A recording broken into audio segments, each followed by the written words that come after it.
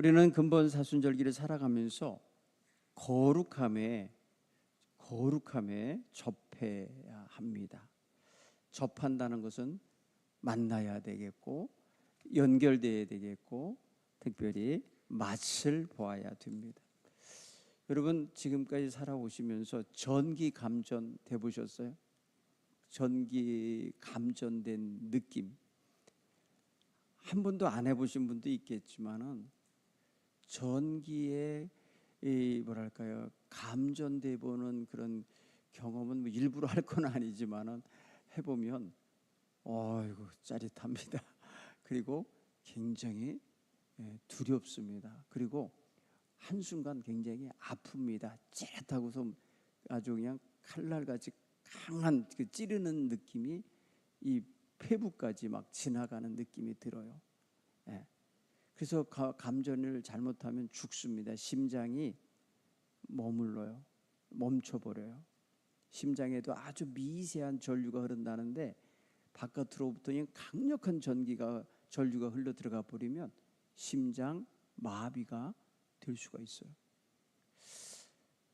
저는 거룩함에 접하는 느낌이 어떤 걸까 생각할 때 인간이 느낄 수 있는 육체적인 전기 감전 같은 어떤 순식간에 와지는 그런 느낌, 이것과 비교할 수 없는 거룩함이라고 하는 것에 대한 깨달음을 갖는 순간 영적으로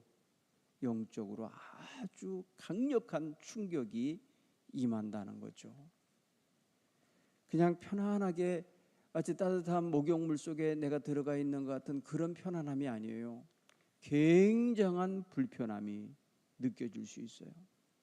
왜 그러냐 하면은 거룩함에 접하는 순간 나 반대로 거룩하지 않은 나, 더럽고 추한 나, 아주 거룩한 분과 함께 짝할 수 없는 나의 모습이 순간 깨달아지고 보여지기 때문에 두려움이 임하는 거예요. 그 두려움은 단순한 육신적인 죽음의 두려움이 아니고 너무너무 거룩하고 높으시고 귀하시고 존귀한 분의 그냥 압도적인 힘에 의한 두려움 같은 게 느껴지는 거예요. 마치 하늘이 그냥 나를 누르는 것 같은 그런 두려움이 있는 거예요. 그래서 거룩함으로부터 와지는 두려움은 우리로 하여금 떨림을 갖게 만들고 그리고 그 앞에서 정말 삶과 자기를 깊이 들여다보게 만드는 그런 눈을 갖게 하는 것입니다. 그래서 여러분 경외심이라는 이 말에는 그 경외라고 하는 두 개의 단어로 되어 있는 두 글자로 되어 있는 이 단어는 그냥 단순히 두려움이라는 fear라고 하는 어떤 그렇게 번역되는 공포감하고는 전혀 다른 거예요.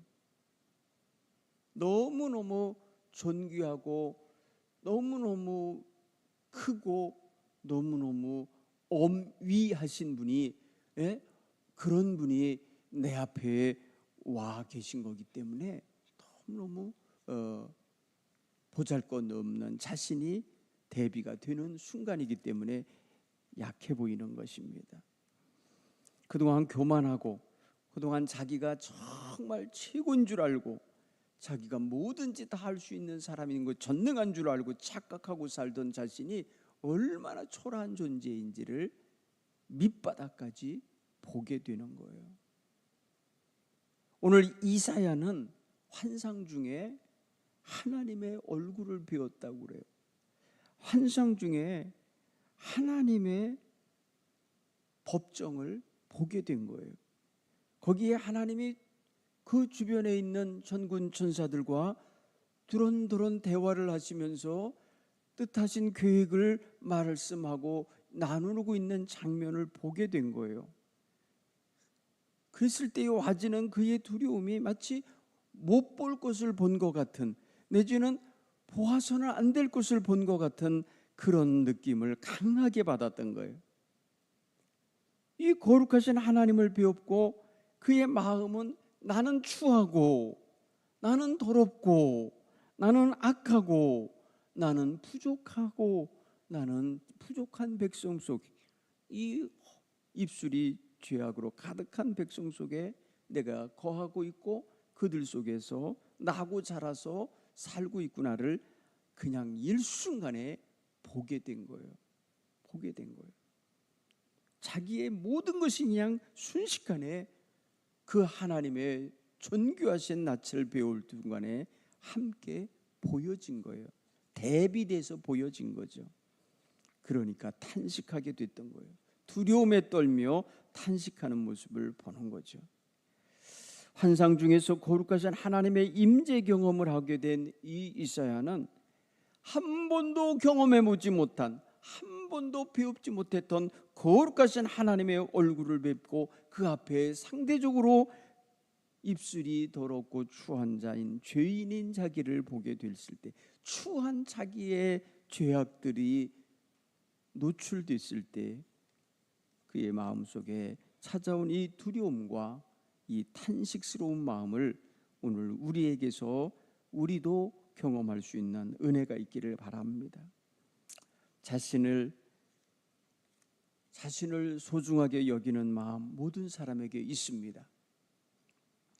자신이 누군가로부터 소중히 여김받고 그리고 존중받는 거 원합니다. 여러분, 이건 굉장히 소중한 욕구라고 봐요. 그리고 자기 존재를 스스로가 존재감을 귀히 여기며 사는 자존감이 충만한 사람들, 아주 귀한 것을 갖추고 있다고 봐줄 수 있어요. 그러던 사람이 자기 자신의 죄가 뭔지를 알게 됐고 자기가 무엇의 약점을 가지고 있는 사람인지, 무엇 때문에 자꾸 무너지는지, 무엇 때문에 자꾸 내가 부끄러워지는지를 발견한 사람은 상당히 중요한 것을 발견한 거예요. 너무나 귀한 것을 깨달은 것입니다. 오늘 이사야는 아주 구체적으로 그렇게 표현해요. 나는 입술이 부정한 존재다. 입술이. 여러분, 입술이라는 거 없는 사람이 없죠. 입술 없는 사람은 없죠. 왜 입술이 부정하다고 표현했을 건가? 여러분, 이 사람의 그 입술이 부정한 거라는 표현 속에는 입으로 지은 죄들이 많고 입으로 인하여 죄악과 접촉한 것이 너무 많은 거예요. 여러분, 우리는 죄에 접촉되어지는 부분이 굉장히 많은데, 죄와 아주 짝을 하고 있는 부분이 많은데, 손발로 죄 짓는 사람도 있고, 눈으로 짓는 자도 있고, 귀로 짓는 자도 있고, 마음으로 짓는 자도 있는데, 이 사람은 지금 가장 먼저 발견되어진 게 입술로, 부정한 입술을 가지고 살고 있구나. 내가 부정한 입술을 가진 자구나를 그는 인식한 거예요. 자기 스스로 자기가 죄인임을 깨닫고 인식했다는 거, 영적인 면으로 볼 때는 아주 귀한 일입니다. 그 사람에겐 굉장히 중요한 사건이 되고 있는 것입니다. 아주 의미 깊은 일이 지금 벌어지고 있는 것입니다. 자신의 죄를 인식한다는 것은요, 그 사람이 밑본전이 어떤 상태인지를 정산받는 것과도 같아요. 자기 장부가 쫙 펼쳐져서 자기의 수입 지출이 다 보이고 마지막 잔액이 지금 얼마인지가 딱 한 번에 보이는 것 같은 그런 회계 장부가 보이듯이 자기의 삶이 그냥 쫙 펼쳐져서 자신의 온갖 걸어온 삶의 모습이 정산되는 것 같은 그러한 느낌인 거죠. 그래서 자기를 발견하고 자기 점검이 일어나는 그런 역사가 이제 시작되게 되는 거예요. 보통 여기서 자기 죄를 발견하는 사람은 탄식하게 됩니다. 죄책감에 시들리게 됩니다.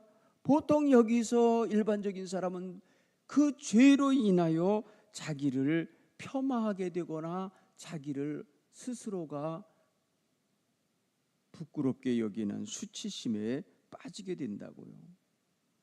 자기의 실체를 발견하고 보니까 별것 아닌 것을 알았어요. 자기 실체를 깨닫고 보니까 자기가 얼마나 초라하고 냄새나고 부끄러운 존재인지를 알게 됐어요. 그러니까 위축되게 돼 있어요. 그러니까 무너지게 돼 있고요. 그러니까 자기가 쥐구멍이라도 들어가고 싶은 마음을 품게 돼 있어요.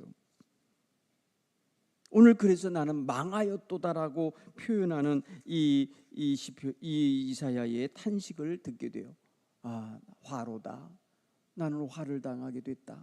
나는 망하였다. 이런 표현을 쓴다는 것이 절망이죠. 이게 죄인이 느끼는 절망감이에요. 죄를 발견한 사람, 스스로 해결할 수 없는 죄를 발견한 사람에게 와지는 느낌이 바로 이런 거죠. 여기서 우리는 회개와 여기서 주님께로 나아가 새로워지고 깨끗해지고 자유로워지는 방향을 우리는 찾아야 되는 거예요. 그런데 사단은 여기서 어떤 작용을 하게 하느냐, 우리로 하여금 죄를 감추게 만들려고 합니다. 죄를 숨기게 만들려고 합니다. 죄를 정당화시키게 만들려고 합니다. 죄를 부인하게 만들려고 합니다. 내 양심은 나는 죄인이야 라고 분명히 말하는데 괜찮다고 말하려고 합니다. 다 그러니까 너도 괜찮은 거야 라고 합리화시키게 하려고 합니다. 정당화하려고 합니다. 그리고 너나 잘해 라고 하며 도리어 역공을 하며 비난하는 것으로 자기 보호를 하려고 합니다. 여러분, 자기가 자기 죄를 발견하고 자기 죄를 시인하며 자복하며 나아간다는 것이 이게 얼마나 거룩한 일이고 얼마나 위대한 일인지를 깨달아야 될 줄 믿습니다. 사순절인 본의 아니게 자꾸 죄의 문제를 말하게 되는데요. 왜냐하면 우리 주 예수님이 우리를 위해서 오셨는데, 우리에게 복 주시고 우리에게 행복 주시려고 오셨는데 가장 먼저 건드리는 것이 죄의 문제이기 때문에 그래요. 회개하라, 천국이 가까웠느니라. 예수님께서 제일 먼저 건드리는 것이 죄를 회개할 것을 요구하고 계시거든요. 주님을 따라가는 성도들의 삶의 가장 첫 번째 발걸음, 신발 신고 가장 먼저 현관을 나올 때부터 짓는 죄의 무슨 죄, 이 모습을 우리는 보아야 되는 거예요. 우리 삶 속에는 그래서 주님께서 주시는 놀라운 은총이 사실은 매일매일 매 순간마다 주어지고 있는데, 우리는 주님의 은총에 손을 잡고 나가려기보다는 사탄이 내미는 유혹의 사탕을 만져 먹으려 합니다. 사탄이 먼저 주는 그 달콤함 속에 먼저 손이 뻗어져 나간다는 거죠. 이게 바로 우리가 무감각해져 있는 모습이기도 한 거예요. 오늘 우리는 이 이사야의 탄식 소리가 나의 탄식 소리처럼 십자가 앞에서 가슴을 치며 애통하며 그렇게 고백하는 탄식이 되어야 할 줄 믿습니다. 죄를 깨달은 사람은 탄식하지 않을 수가 없어요. 제가 어느 날 가만히 새벽 예단에 나와 무릎을 꿇고 기도를 하는데, 내가 언제 이렇게 죄에 물이 들은 걸까? 제가 태어나면서부터 예수를 믿었거든요. 태어나면서부터 예수 믿는 가정에서 자랐어요. 어려서부터 하나님 말씀을 읽고 듣고 하나님 말씀 안에서 살라고 가르침을 받으며 살았는데, 어느 순간에 내가 예수 안 믿는 사람하고 똑같은 그런 생각, 그런 마음, 그런 욕망들이 자리 잡은 인간이 됐나? 와, 죄가 너무 강력한 거구나. 우리가 하는 모든 종교 행위, 신앙 행위 다 뚫고 들어올 수 있는 거구나. 이거 다 무용지물을 만들 수 있는 거구나. 죄가 얼마나 강력한지를 알겠어요. 사랑하는 성도 여러분, 태어나면서부터 예수 안 믿고 사는 가정에서 예수라는 것을 알지도 못하고 예수의 말씀을 듣지도 않고 예수님의 말씀에 대하여 귀도 기울여 본 적도 없고 관심도 없고 묵상도 안 해본 사람이나, 주일마다 교회에 나와 예배하고 기도하고 찬양했던 나나 어쩌면 다를 바가 없는 생각과 다를 바가 없는 감정을 그대로 가질 수 있는 건가? 깜짝 놀랐어요. 사랑하는 성도 여러분, 우리는 정말이죠, 거룩거룩하는 공동체에서 거룩거룩하면서 말하고 찬양하여도 우리가 우리 실체를 제대로 파악 못하고 껍데기만 계속해서 덮어가고 있고, 쓰레기장 위에 신눈 덮이듯이 말이에요, 아무것도 없는 것처럼 깨끗한 것처럼 하지만 이내 드러나고 있고요, 이내 썩은 냄새 나게 하고요, 이미 타락한 모습을 가지고 있는 모습, 그거 우리가 발견하고, 그거 우리가 하나님 앞에서 우리 스스로를 고발하고 우리 자신을 회개하는 자세를 갖지 않으면 안 될 그런 존재라는 걸 깨닫게 되는 거, 이거 사건입니다. 이런 게 바로 사건인 거예요. 아주 중요한 사건은 바로 이런 것이 일어나야 되는 거예요. 그게 바로 예수 만나는 사건이고요, 그게 바로 예수 영접하는 사건이고, 그게 바로 예수님과 함께 지금 몸부림치며 하나님 앞에 바로 서기를 원하는 그런 작업인 거예요. 여러분, 이게 바로 사순절의 사건인 거예요. 오늘 저와 여러분의 심령 속에 우리 주님의 마음이 그대로 녹아 들어와서 서게 되기를 바랍니다. 어제 아침에 제가 그런 말씀을 나눴어요. 다윗이 말이에요, 하나님 앞에 설 때 주여 내가 내 죄가를 아나이다. 내 죄가 항상 내 앞에 있나이다. 내가 주님께만 주의 목전에서 악을 행하여 싸우니 내가 범죄자입니다. 내 죄를 말갛게 씻어주소서.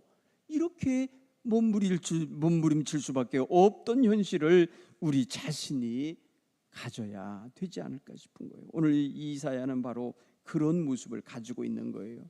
그런 면에서 생각해 보면요,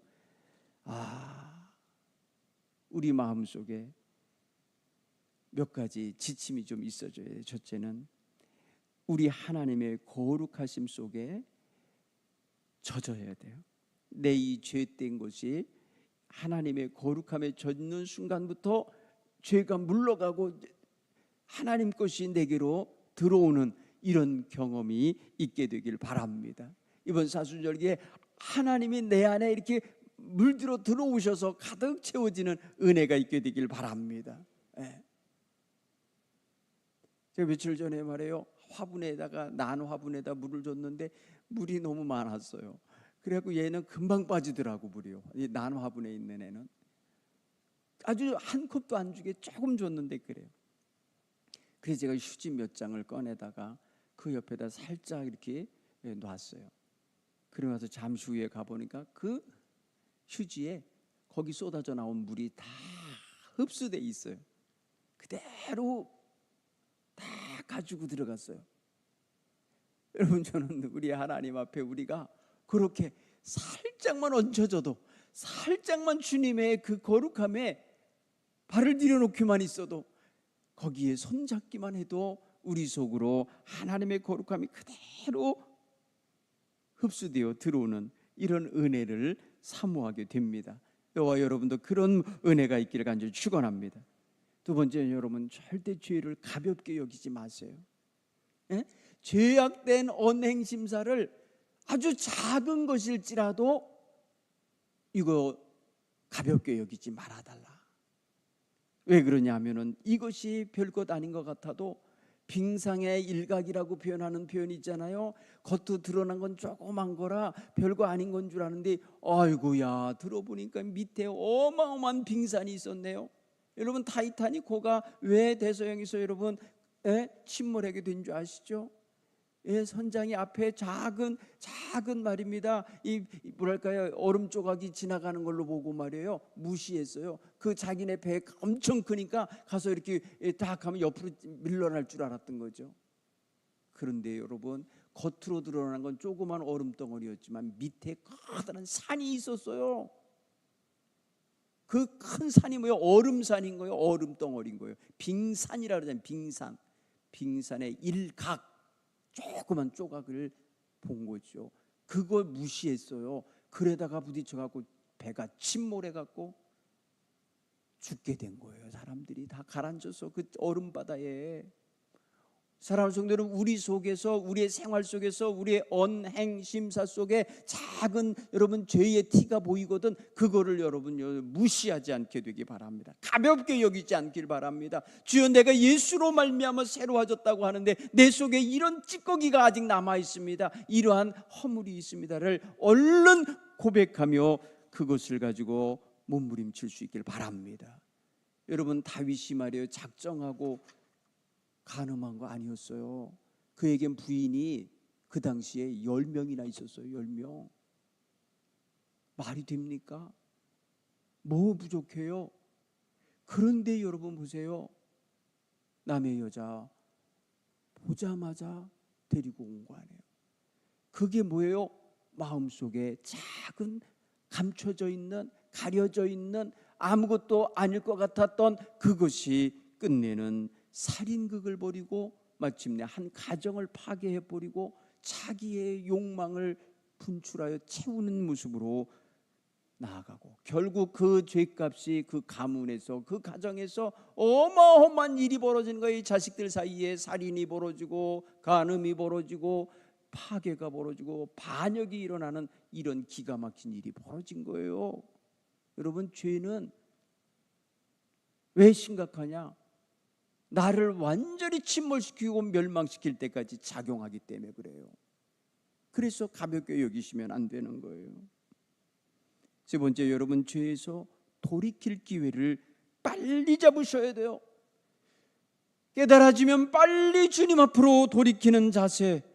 사도 바울이 나는 공고한 사람이로다, 이 사망의 몸에서 누가 나를 건져내랴 하며 탄식하면서 우리 주 예수 그리스도 안에서 해방의 기쁨을, 우리 주 예수 그리스도 안에서 정죄함을 당하지 않는 길을 찾게 되었다고 고백하듯이 오늘 우리는 예수 그리스도 앞에 얼른 들어오셔야 돼요.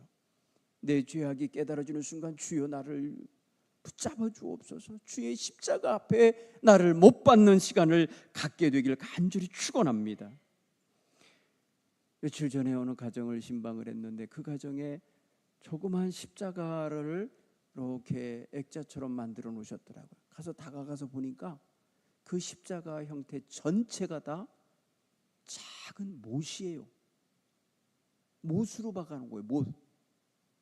여러분, 요만한 못을 똑같은 높이로 똑같은 각도로 박아갖고 십자가 형태를 만들었어요. 한 100개도 더 되는 것 같아요. 네, 작은 십자가를 전부 다 작은 못으로 박아놓은 거예요. 나는 그 십자가를 만든 사람의 마음속에 작품처럼 만들었겠지만, 여러분, 우리는 십자가를 작품으로 갖고 있으면 안 돼요. 많은 교회가 십자가 전시회를 하고 십자가 컬렉션을 하는데 저는 그거 가만히 생각해 보면서 십자가를 장식품으로 만들어 버리고 있구나 하는 걸 알았어요. 십자가를 무슨 마스코트 정도로 생각하고 있는 거예요. 여러분, 아니에요. 십자가는 피로 물든 나를 위한 제물이 되는 거예요. 그렇죠? 주님이 거기서 죽으신 거잖아요. 그러면 우리는 십자가를 단순히 어떤 컬렉션 모집하듯이 말이면 여기저기 쌓아놓기 위함이 아니라 내가 거기에 달려 죽는, 거기에 내가 물들어 버리는 나의 죽음의 터가 되게 만들어야 돼요. 그게 바로 주님 앞에 돌이킨 자의 현장이 되어야 한다는 뜻이에요. 따라서 여러분, 죄를 발견하면 얼른 회개할 기회를 찾으시고 회개의 자리로 돌이키시는 귀한 은혜가 있기를 바랍니다. 이게 사건이에요. 이런 영적인 민감함이 있어야 돼요. 민감한 감각이 있어야 돼요. 민감하셔야 돼요. 이 민감하지 않으면 위험해지는 거예요. 네 번째로, 여러분, 하나님의 은혜를 더욱 사모하는 상태로 젖어 들어가셔야 돼요. 애통하는 자의 마음에는요, 자기의 힘으로는 도저히 어찌할 수 없음을 깨닫기 때문에 탄식이 되는 거고 애통이 나오는 거예요. 자기 힘으로 딱 해결할 수 있는 능력이 있다고 생각해 보세요. 누가 울어요? 누가 그거 가지고 말이면 애통해 하겠습니까? 자기 힘이 충분하면. 애통하는 이유가 뭐예요? 나는 절망적이라는 거예요. 내 능력으로는 해결이 안 된다는 거를 인정하는 거예요. 그래서 부끄럽고 괴로운 마음에 해결할 수 없는 한계까지 느껴지니까 단식이 되는 거예요. 부끄러움을 느끼는 차원에서가 아닌 거예요. 그러니까 애통은 그 부끄러움을 넘어 부끄러움을 해결할 수 없는 절망적인 존재이기 때문에, 하나님의 은혜와 용서 없이는 살 수 없는 자이기 때문에 탄식하며 나아가게 되는 줄 믿습니다. 경계하십시오. 따라서 해볼까요? 반복하여 죄를 범하지 말라. 어떻게 보면 우리는 반복해서 저질러요, 그 같은 거를. 그러니까 이미 뭐예요? 죄와 내가 하나가 된 것 같아. 그러니까 반복적으로 하는 거예요. 여러분, 이제 반복적으로 하는 죄가 있는데요, 그 모든 게 뭔지 여러분 한번 생각해. 반복 있습니다. 없는 게 아니야. 반복적으로 저지르는 죄가 있다는 거, 이거 정말 심각하게 대우지 않았던 거예요. 이거 애통해 하지 않았던 거예요. 이거 분명히 이 반복적인 것은 나로 하여금 타성에 젖게 한 거예요. 이미 죄에 대해서 타성, 각질화돼 버린 거예요. 내 몸의 한 일부가 되게 만들어 버린 거예요. 이 반복적인 거, 이거 여러분 무엇인지 발견하시고 싸우시기 바랍니다. 그거 십자가에 못 박히도록 만드시길 간절히 축원합니다. 뭐가 있을까요? 거짓말. 야, 거짓말 잘합니다. 앞뒤 다르게 말합니다. 순간순간 자기의 현재 입장을 변호하기 위해서 말하는 건데 거짓말이 있어요. 거짓으로 남을 속이고 거짓으로 나의 이익을 순간 취하기 위하여 말하는 것들, 중상과 비방과 모략이 다 입을 통해서. 여러분, 오늘 입술이 부정한 자로다 그랬어요. 그래서 오늘 입술에 관계된 것만 제가 먼저 몇 가지 이렇게 하는 거예요. 여러분, 입술로 다 반복적으로 짓는 죄, 거짓말, 이간, 중상모략, 헐뜯는 거, 비방하는 거, 가십거리, 재밌듯이 말하는 거, 교만한 말, 자랑하는 말, 불평하는 말, 원망하는 말, 반복적으로 나오는 거예요. 누군가를 욕하는 거, 누구에게 아첨하는 거. 여러분, 이런 것들은 우리 속에 어쩌면 누가 가르쳐줘서 이걸 갖고 있는 거예요. 도대체 학교에서는 분명히 안 가르치거든요. 제가 지금까지 교육 가서 국어책을 아무리 봐도 거짓말 가르치는데 못 봤어요. 그런데 놀랍게도 이 세상을 두루 다니면서 사람들에게 물을 들이고 있었던 거예요. 우리 아이들 보세요. 어린 것들인데도 조그만 애들도요, 거짓말을 해요. 무섭습니다. 입술로 짓는 죄를 우리는 심각하게 여기지 않고 그냥 그러려니 하고 하면 돼. 그래서 여러분, 어떤 분은 그렇게 고백하잖아요. 차라리 내가 벙어리였더라면, 말 못하는 자였더라면 혀로 짓는 죄만큼은 없었을 텐데, 이런 말을 합니다. 아침에 일찍이 일어나면서부터 밤에 잠들 때까지 우리가 우리 자신이 하는 입술의 말과 마음으로부터 내오는 생각을 표현해냈던 모든 것들을 한번 돌아보며 살아갈 수 있기를 바랍니다. 그래서 자신의 입술에서 더러운 말, 추한 말, 사람들을 아프게 하는 상처 주는 말이 나오지 않도록 하시기 바랍니다. 무릇 더러운 말은 너희 입에서 내지도 말고 오직 덕을 세우는 데 소용되는 대로 선한 말을 하여 듣는 자들에게 은혜를 끼치거라. 사도 바울이 에베소 교인들에게 당부한 말씀입니다. 우리는 이 입술에 또 혀의 기능을 잘 사용해야 돼요. 이걸 악하게 사용하면 안 돼요. 선한 말 하는데 사용하시기 바랍니다. 축복의 말을 하는데 사용하시기 바랍니다. 격려와 칭찬하고 격려와 칭찬을 통하여 힘과 용기를 주는 데 사용하시기 바랍니다. 희망을 주고 위로를 주는 데 사용하길 바랍니다. 복음을 전하는 데 사용하시기를 간절히 축원합니다. 혀의 말은 사람을 유익하게도 하고 사람을 해롭게도 할 수 있다는 거잖아요. 그러면 우리는 이사야가 탄식하는 것처럼 나는 입술이 부정한 자로다 하며 정말 부끄러움을 견딜 수 없어 하는 그 모습보다 우리의 입술로 사랑과 은혜를 전함으로 말미암아 하나님께 잘하였다 칭찬받을 수 있는 은혜가 있기를 간절히 축원합니다. 오늘 이사야는요, 이러한 탄식을 할 때 하나님 곁에서 하나님을 보좌하던 천사가 부젓가락으로 그 제단에서 이글이글 타고 있던 숯불을 하나 가지고 와서 입술에 대주었다는 거예요. 이거 환상이에요. 현실로 그랬다면 입술 다 뒤집어져요. 다 타요. 입술이 다 되겠죠. 그런데 환상 중에 자신의 입술에 다 갖다 대면서 너는 정하여졌다. 너의 입술이 깨끗하여졌느니라 선포해 주셨다는 거예요.